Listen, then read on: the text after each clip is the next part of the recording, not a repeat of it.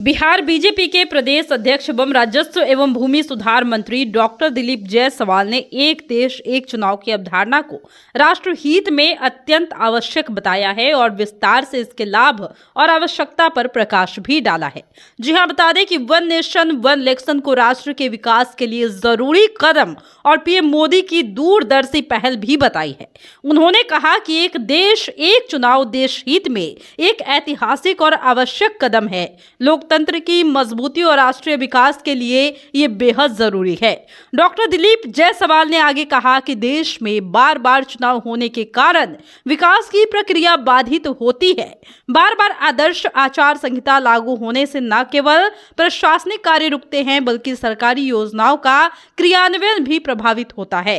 साथ ही चुनाव प्रक्रिया में खर्च होने वाले धन और समय का दुरुपयोग राष्ट्र निर्माण के कार्यों में किया जाता है। और उन्होंने वन नेशन वन इलेक्शन को लेकर क्या कहा वो आप सुनिए। पूरा कर रहे हैं और आपने जैसा देखा कि आर्टिकल 370 भी हटा और भी जो भी हमारा एजेंडा है कि हम देश में कैसे विकसित देश बना सकते हैं। One nation one election bill आने से सबसे बड़ा फ़ायदा देशवासी को होगा कि लाखों करोड़ रुपए का खर्च बचेगा पूरे देश में।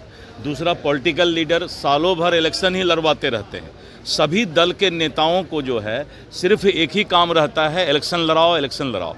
और इलेक्शन होने के चलते आपस में एक दूसरे पर तीखा प्रहार भी होता है, एक दूसरे का शिकवा शिकायत भी होता है, सब आपस में लड़ते ही रहते हैं। अगर वन नेशन वन इलेक्शन होगा तो आदमी 5 साल पूरे देश में, चाहे वो प्रदेश में हो चाहे देश में हो, सभी सरकार स्थिर होकर अपना काम कर पाएगी। इसलिए वन नेशन वन इलेक्शन इस देश के लिए मील का पत्थर साबित होगा। विरोध कर रही है, लेकिन विपक्ष को ऐसा महसूस होता है कि हम विपक्ष हैं यानी विरोध करना है, बस इतना ही।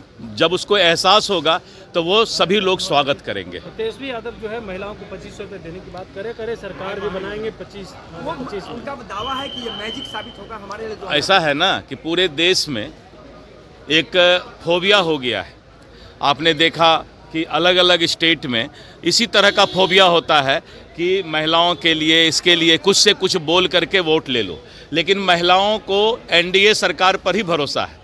और जब भूपेश बघेल ने छत्तीसगढ़ में महिलाओं के लिए, किसानों के लिए, केंदू वालों के लिए, वहाँ के युवाओं के लिए गलत वादा करके सरकार बनाया था कांग्रेस का, आपको याद होगा, छत्तीसगढ़ में। और एक बार ही वो सरकार रही और उसके बाद बीजेपी 2/3 बहुमत से छत्तीसगढ़ में सरकार बनाई। इसीलिए जनता को या हमारे माँ बहनों को पता है कि वादा निभा सकते हैं तो वो मोदी ही निभा सकते हैं। मोदी है तो मुमकिन है और मोदी है तो वो बात पक्का होगा। ये छत्तीसगढ़ में महिलाओं ने साबित किया था।